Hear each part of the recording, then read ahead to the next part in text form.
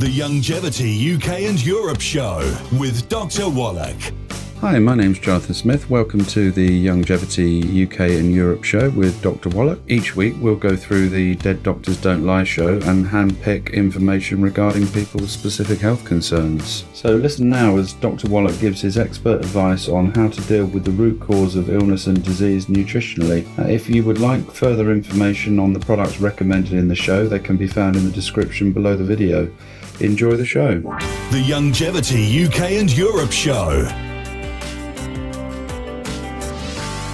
Doug, what pearls of wisdom do you have for us? Well, I've got a story here, headline, Dietary Niacin Intake Affects Risk of Hip Fracture.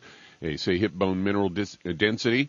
They say niacin, also known as vitamin B3, is an essential micronutrient that helps the body break down carbohydrates, fats, and proteins and convert them into energy. Recent studies suggest that niacin intake may have an influence on the development of age-related diseases.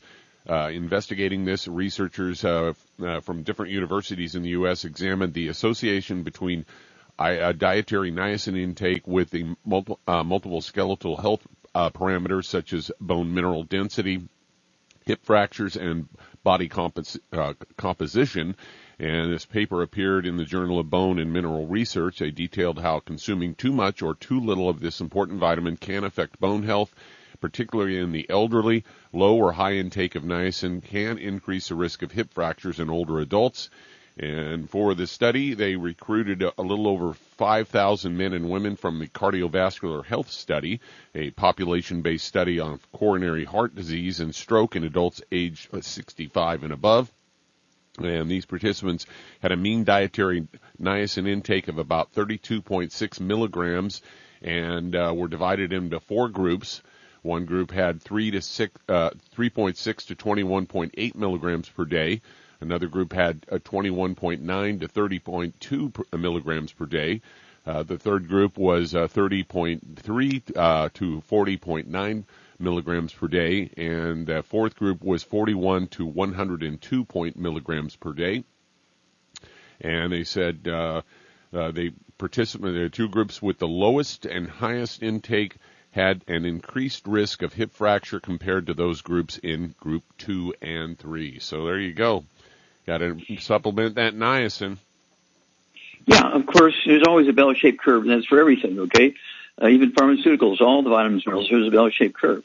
Well, niacin deficiency causes a big category disease called pellagra, and one of which is dementia, one of which, of course, is osteoporosis, and digestive problems, heart problems, circulatory problems, and so forth. Again, dementia is caused by a deficiency of niacin, and it's one of the 8 dementias that we deal with in Youngevity. So that's why I always have such a high rate of success with dementias, which doctors call all 8 Alzheimer's disease. And so I love, we actually have a little boat-shaped tablet, or the Ultimate Niacin Plus, and I take 2 of those a day, one at breakfast, one at dinner time, along with all my other 89 other supplements. This month, 71 years of taking the 90 essential nutrients twice a day. Wow. The Youngevity UK and Europe Show with Dr. Wallach. Thanks for listening to this week's show. If you're listening on YouTube, subscribe to the channel, and for more info on the products mentioned in this week's show, check out the links in the description.